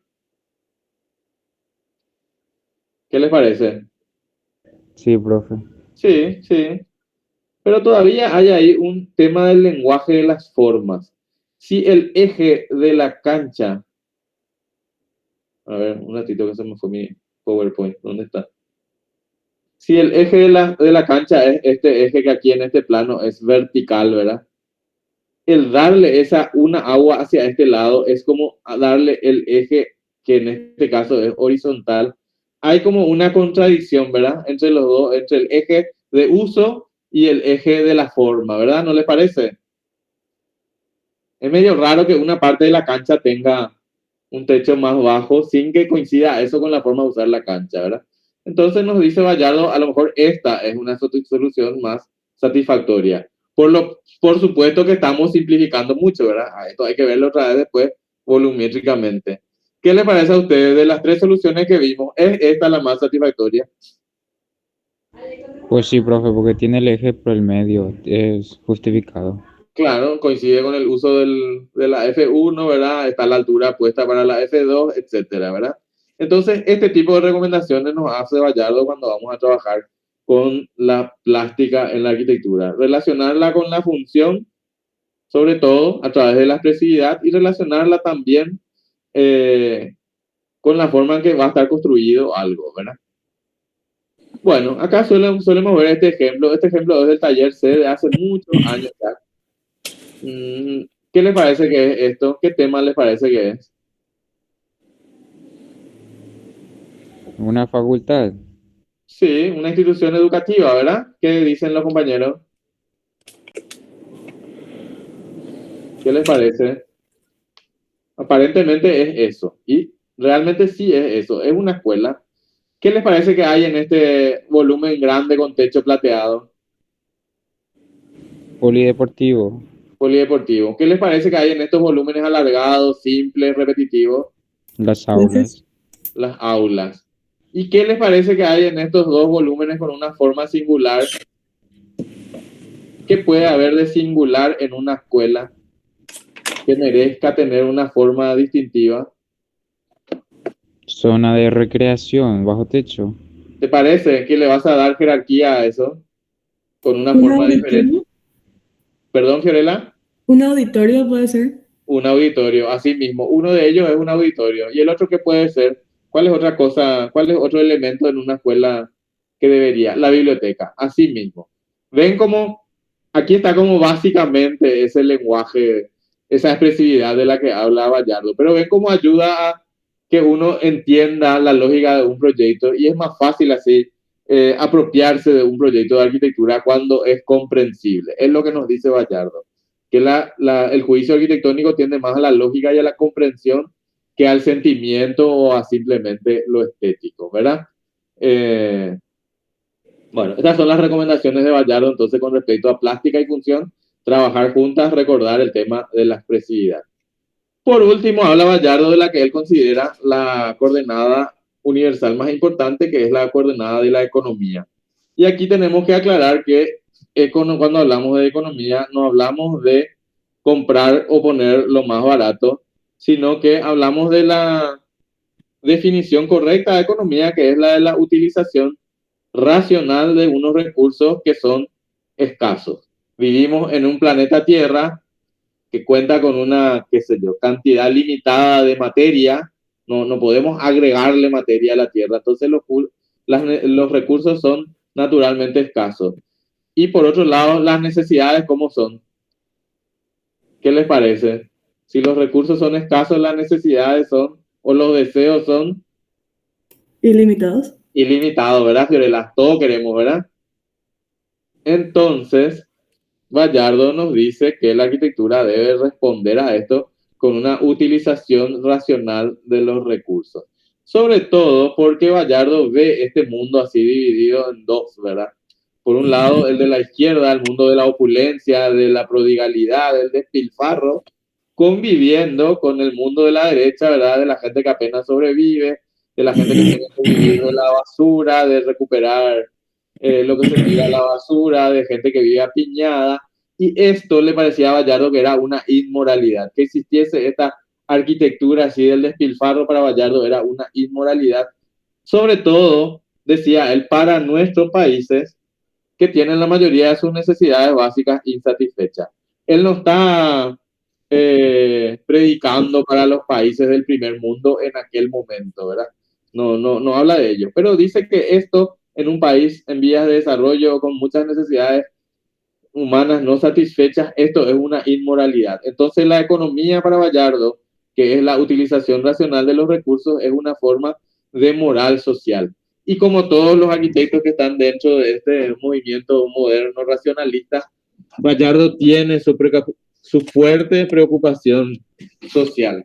No sé si se acuerdan que ya hablamos cuando hablamos de la técnica, que deploraba el que la técnica, que es el resultado de la división del trabajo, ¿verdad? El avance en la técnica es resultado de la división del trabajo, si no hubiera división del trabajo, la técnica no hubiera avanzado, porque cada uno hubiera tenido que satisfacer todas sus necesidades. Dice Bayardo, algo que proviene de la división del trabajo, sin embargo, le beneficia a unos pocos y no a todos. Habla señora, me voy a buscarle. Dale. ¿Ustedes ven todo negro ahora la pantalla? Así es. Bueno, voy a reiniciar el PowerPoint un ratito. Bueno, les decía, a ver si ahora. Les decía que la visión que tiene Bayardo de la economía es en arquitectura una forma moral social, sobre todo en nuestros países, ¿verdad? Pero en este punto Bayardo fue un visionario, porque si él preconizaba que había que hacer una utilización racional de los recursos en los años 60 en los países en vía de desarrollo, en el mundo en general, ¿qué es lo que se dice hoy en día con respecto a los recursos? ¿Cuál es la preocupación de la sociedad en general con respecto a los recursos? ¿Qué me dicen? Que se están acabando. Que se están acabando y que cómo tenemos que proceder. El tema de la sostenibilidad, ¿qué implica? Utilizar también racionalmente, ¿verdad? ¿Verdad que sí? ¿Qué les parece? ¿Vos volviste a proyectar, José? ¿O no? Todavía estoy abriendo de vuelta el PowerPoint. ¿Qué les parece? ¿Cuál es la preocupación fundamental hoy en día con respecto a los recursos? Si hay suficiente carne para alimentarlo, hijo. Por ejemplo, y mundialmente, La falta de sitio sería. la falta de sitio, ¿qué más? La explotación. ¿La qué? La explotación de los recursos naturales. ¿Y qué pasa, Fiorella? En que puedan llegar a acabarse o a inutilizarse. Si es que Pueden están llegar a acabarse suficientemente. porque hay recursos que no son renovables. El hierro, por ejemplo, hay una cantidad fija en la Tierra. A no ser que nos vayamos a buscar a otro planeta, no hay forma de tener más. El petróleo, que es el que más pronto se va a acabar aparentemente, también hay una cantidad fija. No podemos fabricar combustibles fósiles, ¿verdad?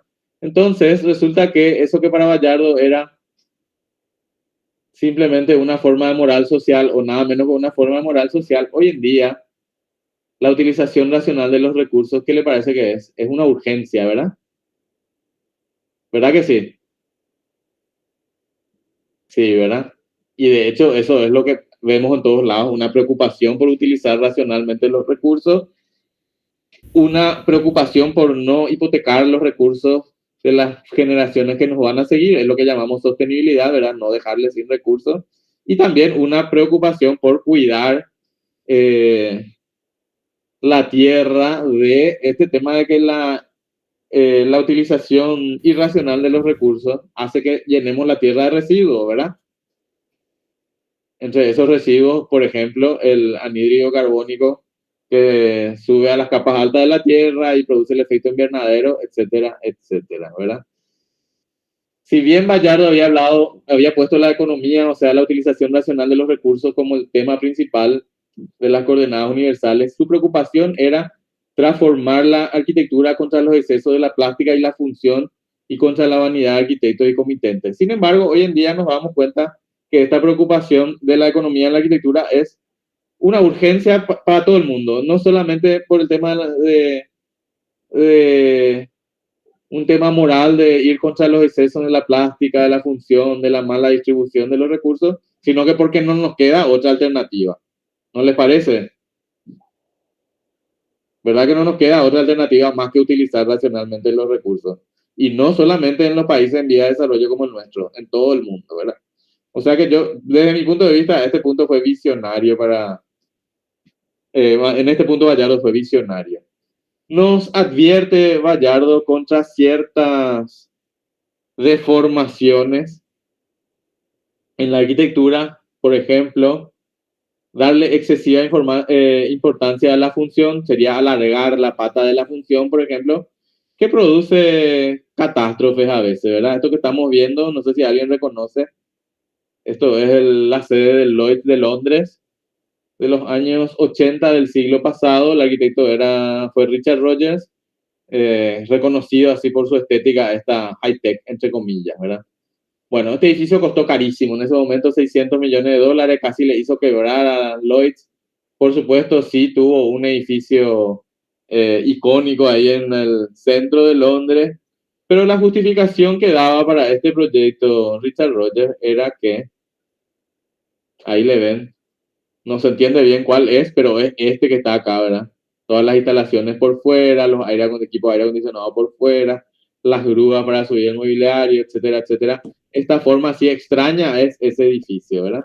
Pero la justificación que daba él para este proyecto era que liberaba él la planta y sacaba afuera todas las instalaciones, todos los servicios, los baños, las escaleras, los ascensores, todas las tuberías de instalaciones, etcétera, etcétera, para conseguir ese espacio de trabajo abierto, libre, ¿verdad? Porque en el Lloyd's, que era una empresa de seguros, es una empresa de seguros, se trabajaba así con un sistema tipo bolsa, ¿verdad? De tipo, eso que levantan la mano y hacen las compran, venden, etcétera, etcétera. Bueno, para poder... Esto es lo que Kant llamó a los espacios, a la arquitectura definida por espacios sirvientes y servidos. Así mismo. ¿Cuáles serían los espacios sirvientes? Acá le pregunto a los alumnos. Así mismo. ¿Cuáles serían los sirvientes? Están viendo la planta, ¿verdad? Todo lo que está como anexado al exterior. Todo lo que está alrededor, ¿verdad? Eso le sirve al espacio servido, que es este central. Bueno, para conseguir esto, hubo que hacer unos esfuerzos porque el clima de Londres, ustedes saben, hace mucho frío, etcétera. Sacar afuera las instalaciones implicaba aislar todos los tubos de calefacción, que los ascensores estuvieran en unas torres exteriores, así como están, y son unos ascensores medio panorámicos, implicaba que cuando se abría la puerta del ascensor, por la rendija que hay entre el ascensor y el edificio, en invierno entraba un viento frío que le congelaba, dice la gente. Entonces tuvieron que inventar un sistema de alerones, que cuando el ascensor paraba y se iba a abrir la puerta, el alerón tapaba la junta entre el ascensor y el edificio, etcétera.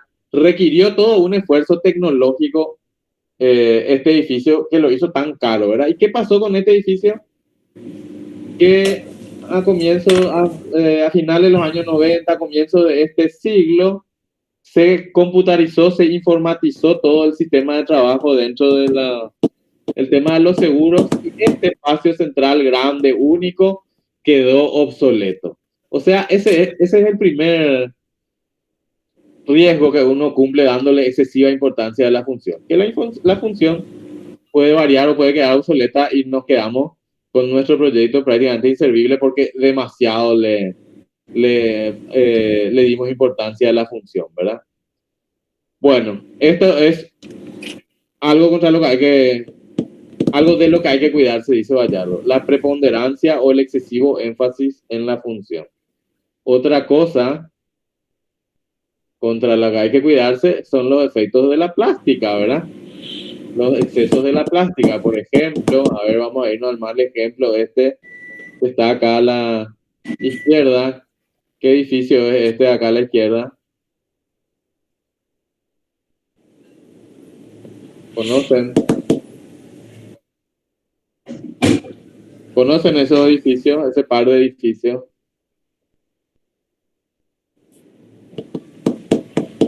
Seguro que conocen.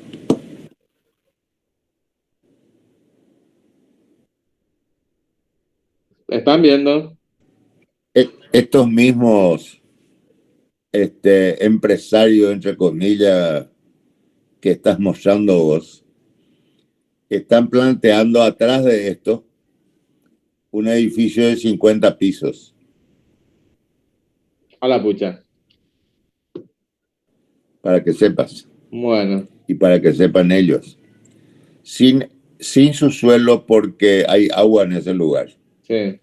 Entonces los estacionamientos hacen con las rampas estacionamiento.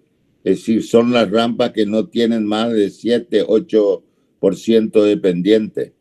Y a medida que vas subiendo, vas estacionando. Sí, sí. Y finalmente cubre, son 50 pisos y con 4 departamentos o 8 departamentos por planta. Depende, si son 4, son 4 grandes. Y si son 8, son 8 medianos o chicos. Pero es que el proyecto vino de Guatemala, como mismo que extrajeron esto de ahí. No sé si es Guatemala o Guatepeor, pero no importa. Acá pues está habilitado a que el mundo exterior traiga sus porquerías a plantar acá. Entonces, pues es como mostrarle a los indígenas el espejo, ¿no es cierto? Estamos todos fascinados porque el edificio se mueve. Yo les quiero contar, pregunten cómo se puede limpiar ese edificio. Lo tremendo que es la limpieza de ese edificio. Porque a la hora de la verdad no existe ningún tipo de parasol hasta hoy que no se pueda limpiar solo. Imposible. Tiene que haber solamente servicio externo. Y el servicio externo es colgando personajes para poder lavar y para poder sacar toda la porquería que hay. Porque todo ese hollín y polvo, etcétera, etcétera, que junta el edificio con una lluvia, lo único que hace es empeorar aún más la presencia. Entonces, es importante que al mostrar esto, dentro de un par de años va a mostrar esos mismos edificios con una torre de 50 pisos de ¿cómo se llama?, de habitación que está atrás de esta cosa. Nada más que eso quería agregarle para que hacer tu comentario. Bueno. Yo sé que vos estabas mostrando esto por el tema de la plástica. Por los excesos de la plástica, ¿verdad? Aquí la idea habrá sido solamente hacer una forma rara para hacer algo diferente, ¿verdad? Pero realmente esas curvas no responden a nada, no responden a buscar una buena orientación, ¿verdad? No responden a,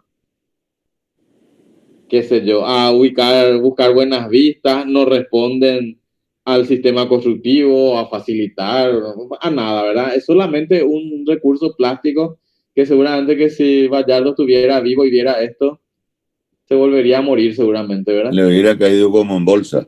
Sí, se hubiera muerto de vuelta, ¿verdad? Seguro.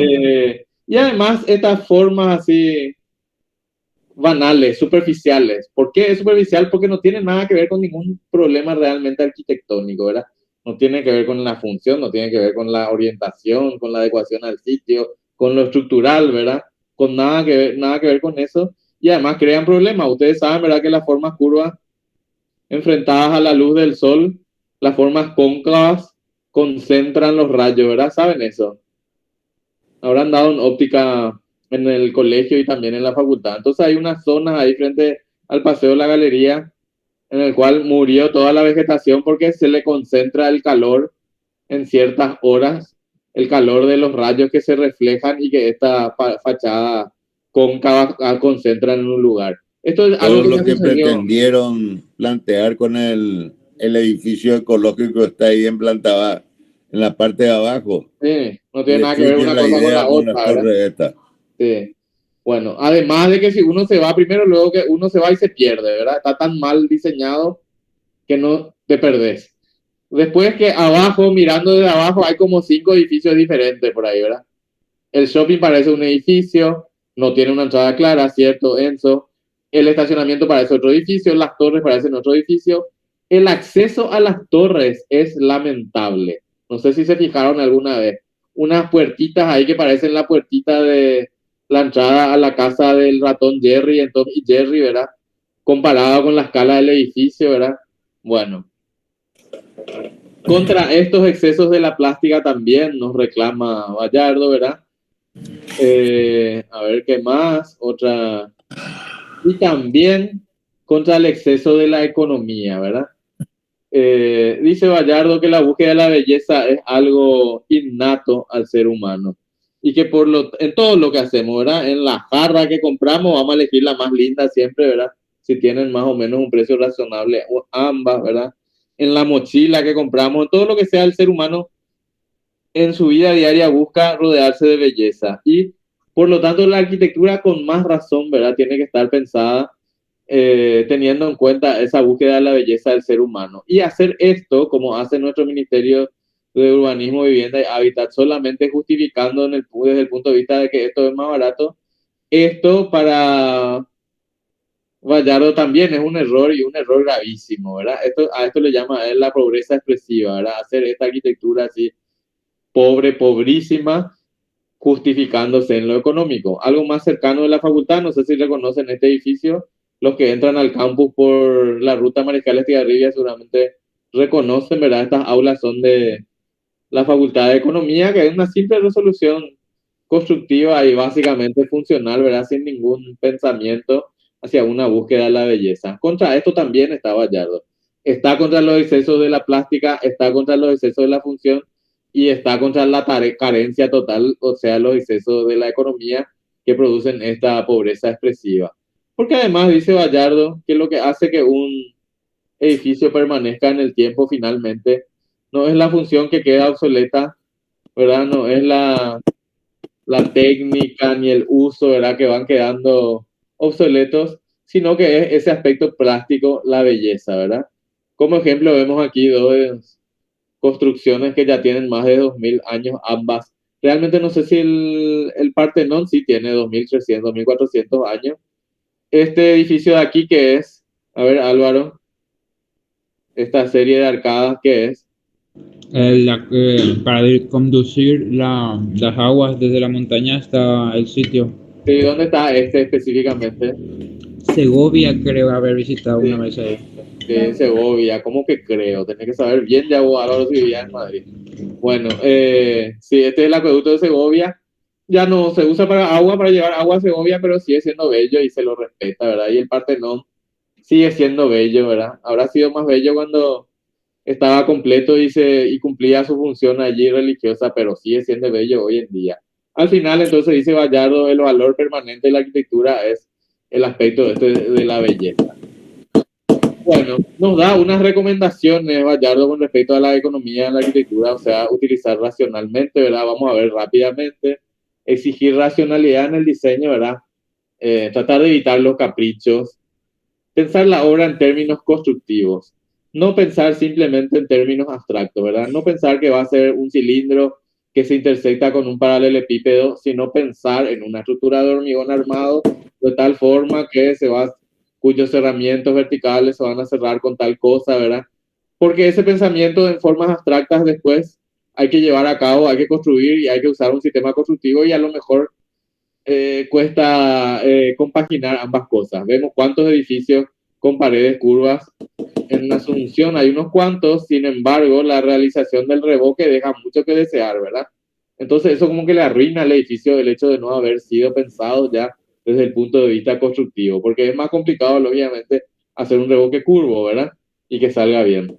Aprovechar los recursos naturales, aquí va a insistir Gallardo el tema de los recursos locales, ¿verdad? Evitar los caprichos, insiste una y otra vez con respecto a esto. Propiciar la introducción de elementos tipo, que es algo que aquí en Paraguay estamos todavía muy atrasados, ¿verdad? Serían puertas de tamaños estandarizados, ventanas de tamaños estandarizados, etcétera, etcétera. Estas son las recomendaciones que da Gallardo con respecto a la economía en la arquitectura. Y también prever la ampliabilidad, la transformabilidad, la flexibilidad en el uso, de vuelta, evitar los caprichos y pensar también en la economía de mantenimiento. Con respecto a la ampliabilidad, ahí ya tenemos el ejemplo de nuestra Facultad de Arquitectura, que no se previó en el proyecto original, que era bastante bueno en otros aspectos, pero no previó una ampliación.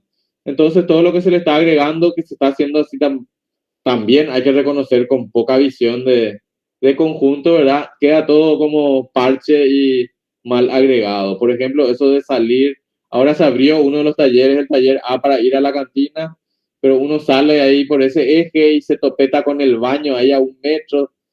Al no haberse previsto esa ampliabilidad, ahora estamos sufriendo las consecuencias. Sufriendo, digo, porque además de no ser agradable estéticamente, también es incómodo, ¿verdad? La forma en que nos vamos a la cantina, por ejemplo, que es desagradable, ¿verdad? Prácticamente es como que nos vamos por el servicio, por un caminito, ¿verdad? Flexibilidad en el uso para que, por ejemplo, en un horario diferente, por ejemplo, ese auditorio que vimos de la escuela, que durante el día puede usarse en la escuela como auditorio, a la noche puede usarse para otra cosa, para reuniones, qué sé yo, como charlas, para refugio cuando hay inundaciones, etcétera, etcétera. Estas recomendaciones muy válidas de Gallardo, que yo sé que no dan para la arquitectura de show, pero sí son realmente los aspectos que deberíamos tener en cuenta nosotros que estamos llamados a trabajar en este país con tantas necesidades insatisfechas y con carencia de recursos financieros, ¿verdad? Con respecto, por ejemplo, a la economía de mantenimiento, pensar, por ejemplo, como estos edificios, esto es una biblioteca en Colombia, una biblioteca pública, los edificios públicos suelen tener poco presupuesto para el mantenimiento. Decidir hacerlo de ladrillo visto y de hormigón visto es una excelente decisión, porque el ladrillo visto y el hormigón visto prácticamente no necesitan mantenimiento, ¿verdad? No necesitan estar pintándose cada tanto para parecer que están en buen estado, ¿verdad? Esta foto de acá arriba a la izquierda es un museo en La Plata, que era una estación de tren, y esto es teniendo, por ejemplo, es como ejemplo de que los espacios, las funciones van quedando obsoletas y que por lo tanto los espacios deberían ser flexibles como para acoger otros usos. Ahora un museo, antes fue una estación de tren. Y este proyecto de aquí, ¿qué es? ¿Reconocen este edificio, el de la derecha?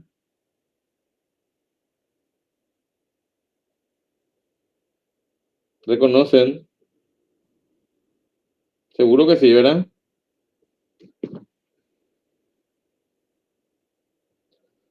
Bueno, es el Museo Guggenheim de Nueva York, obra de Frank Lloyd Wright. Bueno, un genio como Frank Lloyd Wright puede permitirse a lo mejor una forma tan singular, pero hasta este edificio de Frank Lloyd Wright necesitó una ampliación que se hizo acá por Charles Watmey, es lo que vemos acá atrás. Traer al frente, a ver. Muy criticada porque este era un proyecto que realmente la única ampliación que yo le veía posible es seguir subiendo hacia arriba, ¿verdad? Sin embargo, eso ya no era posible estructuralmente. era la idea de ampliación que te da la forma, pero no era estructuralmente posible. Entonces se le amplió con este edificio como telón de fondo que está acá. Pero dicen los críticos que le arruinó al edificio porque varió, alteró totalmente el circuito. Parece un baño enorme, un inodoro. Vos estás viendo en conjunto. Sí. Bueno, bueno, la obra de Wright es de las más celebradas obras de Wright, ¿verdad? Si quieren ver, hay unas escenas de una película. ¿Alguien vio una película que se llama Agente Internacional con Clive Owen? Hay unas escenas dentro de supuestamente el museo. Me imagino que lo que hicieron es reconstruir el interior del museo porque después una balacera que destrozan el interior. Pero interesante para ver las características de ese espacio interior magnífico del Museo Guggenheim, ¿verdad? Bueno, y terminamos entonces con las 6 coordenadas de Bayardo, ¿verdad? Las 3 coordenadas locales representadas con letras minúsculas, hombre, sitio y técnica, y las 3 coordenadas universales representadas con mayúsculas, función, plástica y economía. ¿Comentarios? ¿Preguntas? ¿Hasta aquí?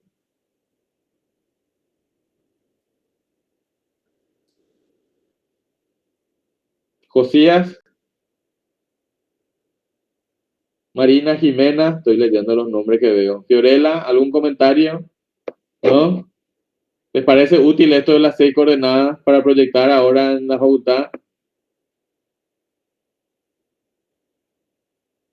Totalmente, dice Josías. ¿El resto? Sí. Bueno, está la invitación de Bayardo a no dejarse llevar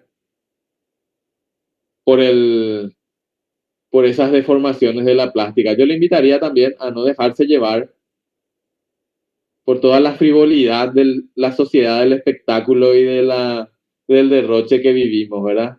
No porque esto sea un edificio. ¿Cómo se llama este edificio? ¿Reconocen?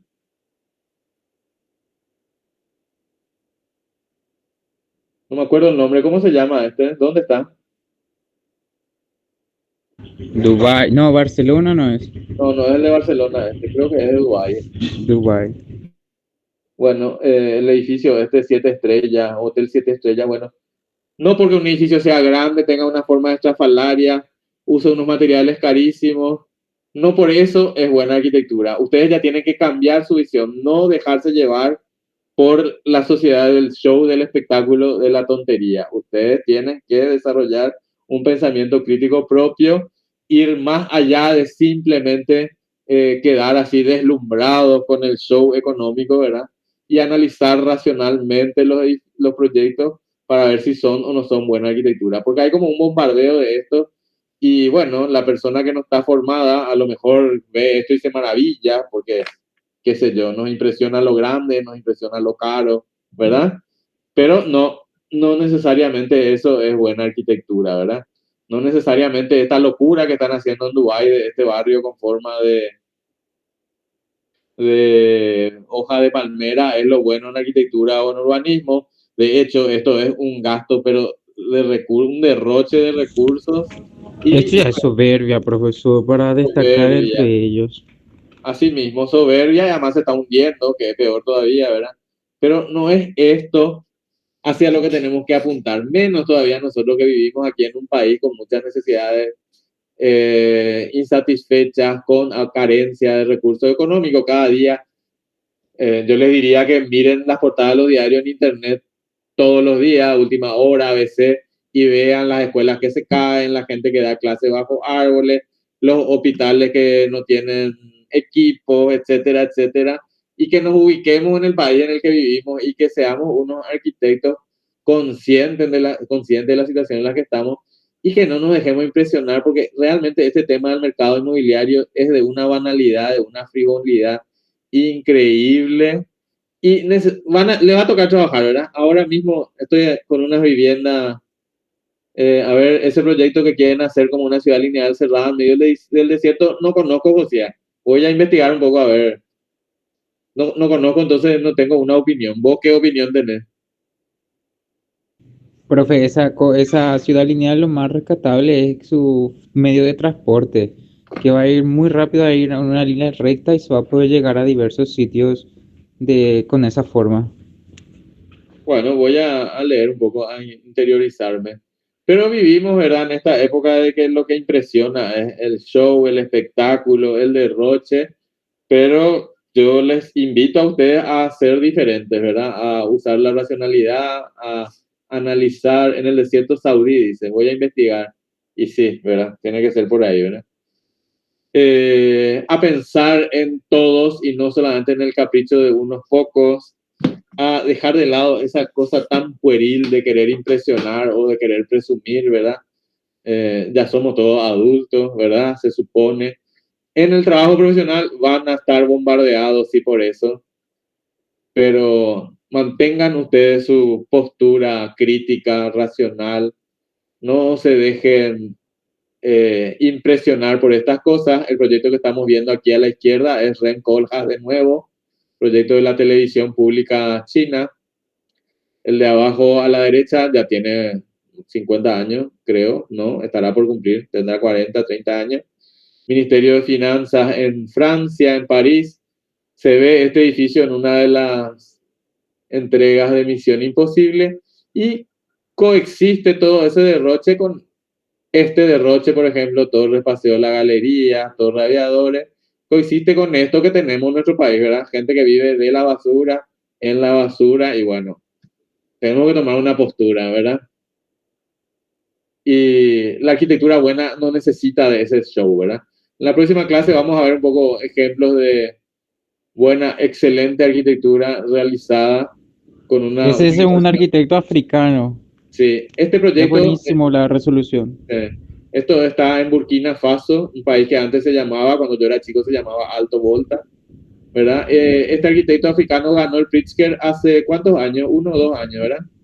Por ahí. Bueno, yo les comento que nosotros vemos esta escuela desde el 2004 por ahí, o sea que nosotros ya le habíamos visto la calidad de este arquitecto, Queré, es su apellido, ya hace mucho tiempo. Bueno, si la próxima clase tenemos tiempo, a lo mejor vemos algo de arquitectura racional de verdad, que no se deja llevar por moda o por... El ejemplo tuyo de la arquitectura acomodada al sistema primario de las tres coordenadas primeras está destruido. Ya se derribó todo, José. Que es el la de... embajada americana. Sí, sí, sí. Ese que habíamos visto, ¿se acuerdan en la primera clase con respecto a adecuación al sitio? Lastimosamente demolido para dejar paso a un edificio que todavía no me tuve a analizar, pero a primera vista por lo menos es feo y desproporcionado, ¿verdad? No sé qué les parece a ustedes. Es una pena que se haya tirado abajo eso. Larisa dice, habla del edificio de Toyotoshi. Sí, el edificio de Toyotoshi es otro ejemplo de la deformación de la plástica, ¿verdad? Por hacer algo diferente, hacer una cosa distinta, ni siquiera elegante, ¿verdad? Porque no es ni siquiera elegante, ¿verdad? Así mismo. Y además que esos parasoles que tiene que no sirven para nada, por ejemplo, ¿verdad?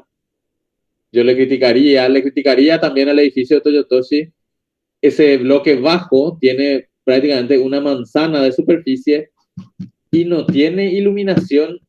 O sea, la planta al entrar al fondo es oscurísima porque no hay ni iluminación cenital, ni jardines interiores, nada. Oscurísimo es el bloque bajo en el que están los talleres, etcétera, etcétera, ¿verdad? Le haría además entonces esa crítica funcional, aparte de la crítica de estética, porque me parece que formalmente está muy poco logrado, ¿verdad? Bueno, está bien Larisa, muy bien Larisa, muy bien también Godoy que está Este es un edificio espectacular, ¿eh? su pensamiento crítico. Bueno, y en la próxima clase vamos a ver un poco de esto con más profundidad. Sí, vale la pena mostrarle. Tiempo, a lo mejor esa última clase libre que tenemos después del segundo parcial podemos usar para ver algunos edificios. Precisamente un edificio apropiado. Que consideramos apropiado. Absolutamente. ¿Estamos? Bueno, ¿no hay preguntas, consultas? ¿No? Excelente. Hasta el martes próximo, entonces. ¿Cómo se llama esta obra, te piden? Acá voy a poner Aldea Infantil. Rosenbaum Aleps. Este es el Tocantins, estudio. Brasil. Rosenbaum Alep 0 es el estudio. Está en Tocantins, Brasil. Premio Internacional RIVA, que es el premio que da el Instituto Británico de Arquitectura. Royal Institute of British Architecture es uno de los premios más prestigiosos, ¿verdad?